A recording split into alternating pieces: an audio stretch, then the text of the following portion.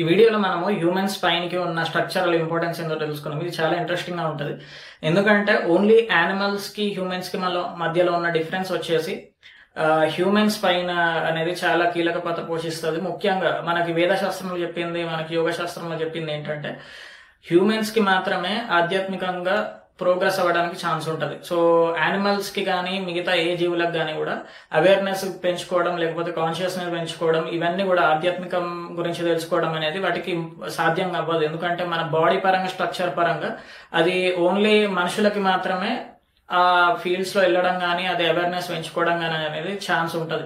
So దీనికి main reason ఏంటంటే spines అనేది, ఈ హ్యూమన్ స్పైన్ అనేది ఎర్త్ కి వర్టికల్ గా ఉంటది. మిగతా ఏ ప్రాణికి మీరు చూసుకున్నా కూడా డిఫాల్ట్ గా maximum most of the times, లేకపోతే ఆల్ ద టైమ్స్ వాటి స్పైన్స్ అనేటివి ఎర్త్ కి హారిజంటల్ గా ఉంటాయి. సో ఎర్త్ కి హారిజంటల్ గా ఉన్న ఏ స్పైన్ ఉన్న జీవైనా కూడా అది ఆధ్యాత్మికంగా ప్రగతి సాధించడానికి, లేకపోతే అవేర్నెస్, కాన్షియస్నెస్ ఇవన్నీ పెంచుకోవడానికి అస్సలు వాటికి ఛాన్సే ఉండదు.